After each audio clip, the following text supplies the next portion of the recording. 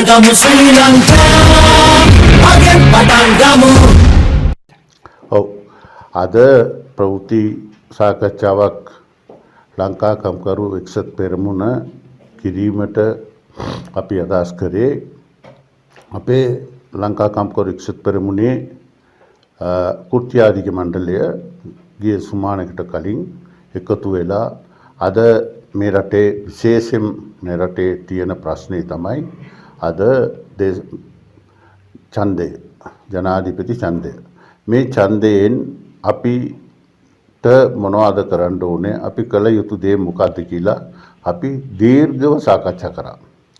ඒකෙන් විශේෂම කම්කරු වතුවල කම්කරුවන් මුණපාපු ප්‍රශ්න ඒ ගැන ආර්ථික ප්‍රශ්න මේ ප්‍රශ්නේ ගැන අපි දීර්ඝ සාකච්ඡා කරලා අපි තීන්දුවකට පැමිණියා මේ අවබෝධ ඇති මේ රටේ අද තියෙන නායකවරුන්ගේ හොඳ අවබෝධ ඇති අවබෝධ විතරක් නෙවෙයි දේශීය විදේශ රටවලුත් එක්ක සම්බන්ධකම් ඇති නායකයෙක් ඉන්නවා නම් ඒ රනිල් වික්‍රමසිංහ පමණයි. ඒ ඉඳා එතුමා තරඟ කරන ඉඳා එතුමාට අපි සහයෝගය දිය යුතුයි. විශේෂයෙන් වතු කරේ මට මතකයි ඒ දවස්වල මේ වතු ටික පෞද්ගලික අංශයට බඳින වෙලාවේ දෙන වෙලාවේ දැන් ඉන්න ජනාධිපතිතුමා ඒ අවස්ථාවේ අගමැති වෙසෙන් හිටියා.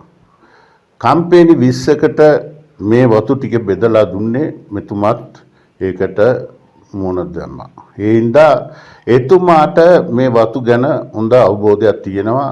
කම්කරුව ගැන එතුමන් කම්කරුවන්ගේ ආර්ථිකය ඒ අයගේ අනාගතය ගැන හොඳ දැක්මක් තියෙනවා. ඒ හින්දා අපි කල්පනා කරා මෙතුමාටම අපේ ඡන්දය සහයෝගය දීලා මෙතුමාව අපි මේ සැරේ දිනවන්න එකමුතු විය යුතුයි කියලා. ඔබතුමා කිව්ව විදිහට අනිත් ප්‍රබල අපේක්ෂකයන් දෙන්න අනුර කුමාර දිසානායක සහ සජිත් ප්‍රේමදාස යන අයට වතුකම් කරුව ගැන අවබෝධයක් නැද්ද? ජාත්‍යන්තරයේ සම්බන්ධතා නැද්ද?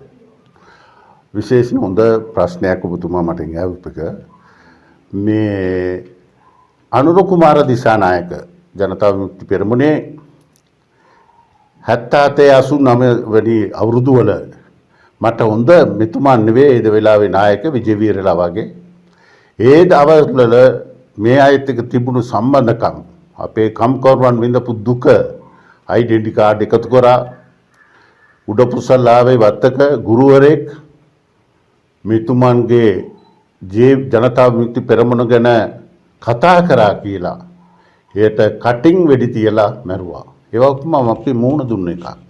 ඒ හින්දා මේ වගේ ජනතා විමුක්ති පෙරමුණේ මේ අය කොහොමුණත් එක ගයෙන් වෙන්විච්ච මේවා තමයි මේ ජනතා විමුක්ති පෙරමුණ. මේ අයගේ අවබෝධය අපි දන්නවා කොයි පැත්තට තියෙන්නේ මේ මොනවාටද මේ මිනිස්සු මේ වෙලාවේ අපි ඔයගොල්ලන්ට මේක දෙන්න අරක දෙන්නම් කියලා කියන්නේ මේ වෙලාවේ මේ ඡන්දේ දිනා ගන්නට. ඒක විතරක් නෙවෙයි මෙතුමා ළඟදී රටවල් ගානකට ගියා ඒක හරි.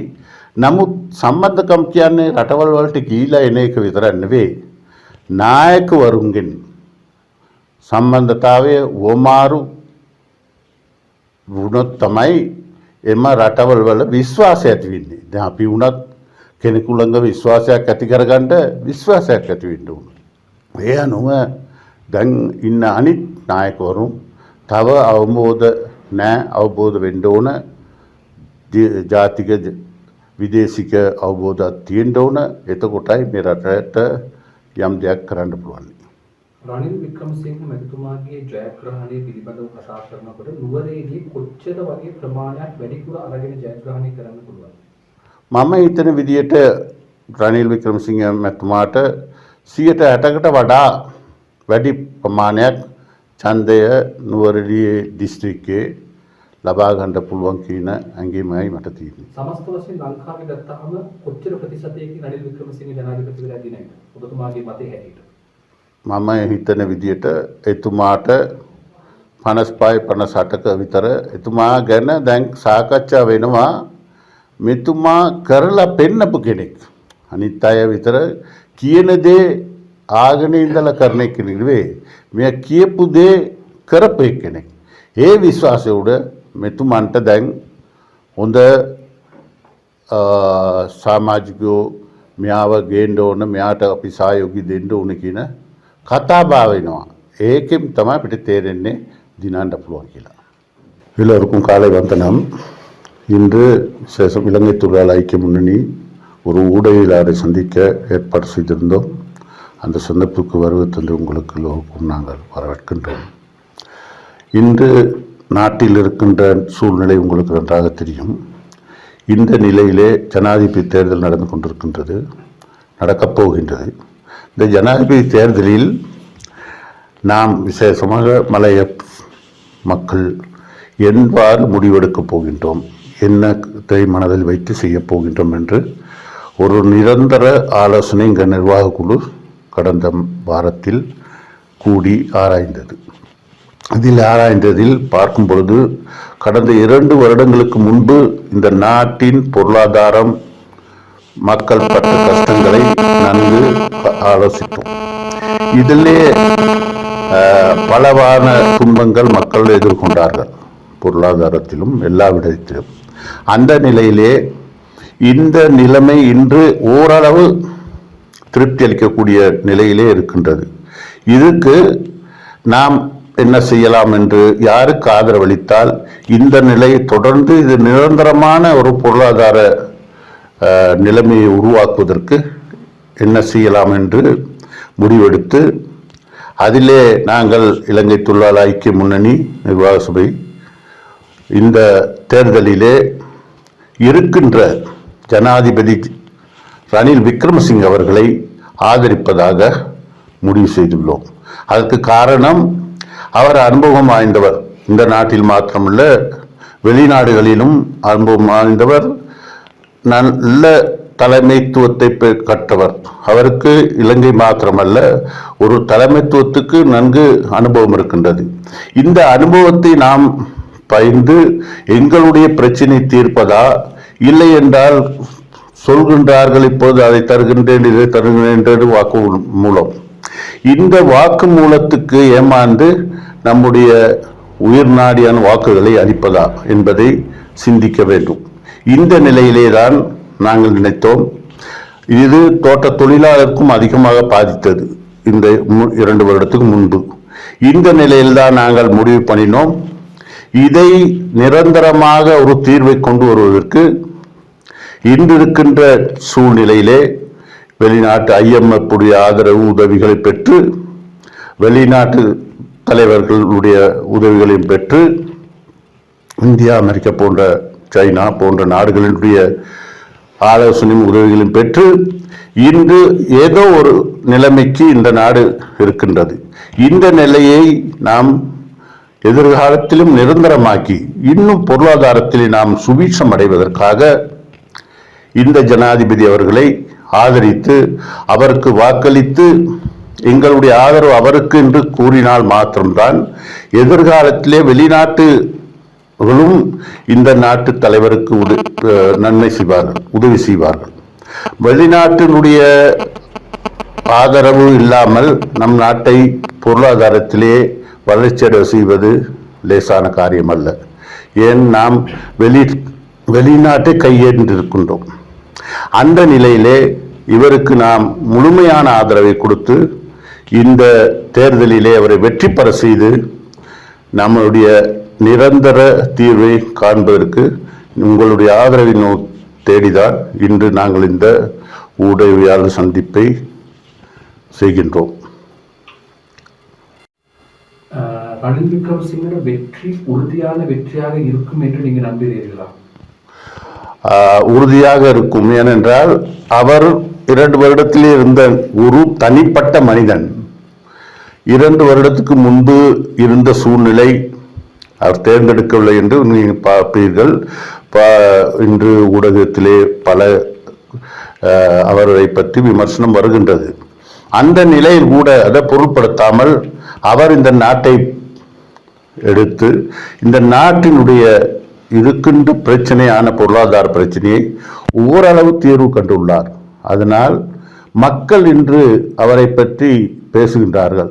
மக்கள் நினைக்கின்றார் இவர் தான் இந்த நாட்டுக்கு இப்பொழுது தேவையானவர் என்ற நம்பிக்கை மக்கள் மத்தியிலே வளர்ந்து கொண்டு வருகிறது. இப்போ கண்டியில் வேலுக்குமார் ரணில் விக்ரமசிங்கோட சேர்ந்து வந்து சொன்னாங்க, மனோ கணேசன் நொண்டி குதிரையுடன் சேர்ந்து கண்டி கழிவு. அதே மாதிரி உங்களுக்கும் சொல்லிட்டாங்கன்னா உதாரணமா என்ன உங்களை பற்றி?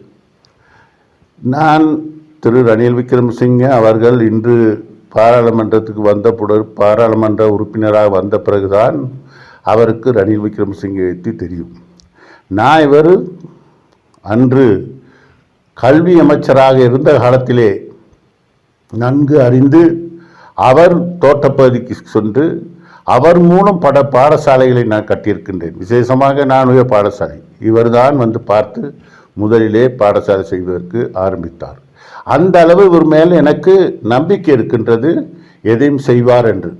அந்த இதனால்தான் நாங்கள் இம்முறை ஆதரிக்க வேண்டும் என்று முடிவு பண்ணினோம்.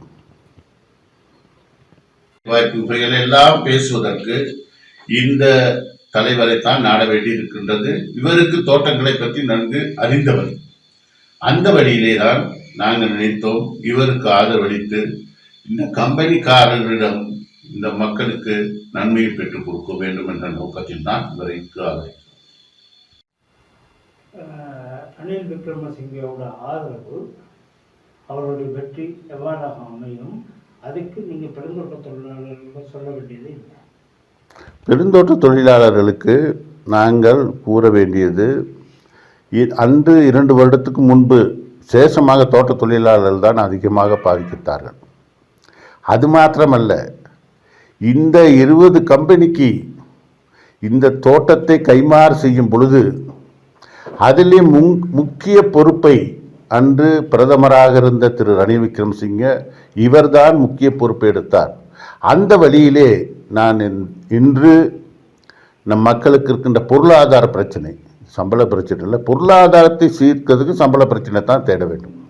அந்த வழியிலே அவருடைய தொழிற்சங்க மாத்திரமல்ல, தொழிலாளர்களுடைய பொருளாதாரம் மாத்திரமல்ல, வருமானத்தை அதிகரிக்க இன்னும் பல இளைஞர் யுவதிகளுக்கு வேலை வாய்ப்புகளை எல்லாம் பேசுவதற்கு இந்த தலைவரை தான் நாட வேண்டியிருக்கின்றது. இவருக்கு தோட்டங்களை பற்றி நன்கு அறிந்தவர். அந்த வழியிலே தான் நாங்கள் நினைத்தோம் இவருக்கு ஆதரவளித்து இந்த கம்பெனிக்காரர்களிடம் இந்த மக்களுக்கு நன்மையை பெற்றுக் கொடுக்க வேண்டும் என்ற நோக்கத்தில் தான் இவருக்கு ஆதரிக்கிறோம்.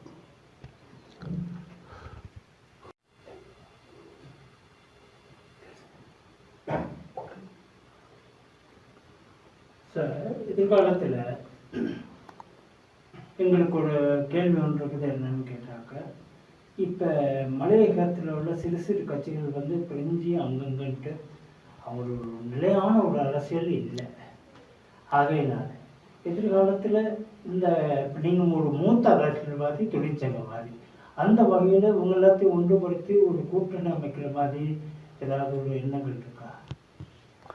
அப்படி இந்த தேர்தலில் கூட நாங்கள் யோசித்தோம். எல்லா அமைப்புகளையும் அழைத்து, ஏன் நாம் வாக்களிக்கின்றோம், எதற்காக அளிக்கின்றோம், இவரை ஒன்று சேர்ந்து அப்பொழுதுதான் பேரம் பேச முடியும்.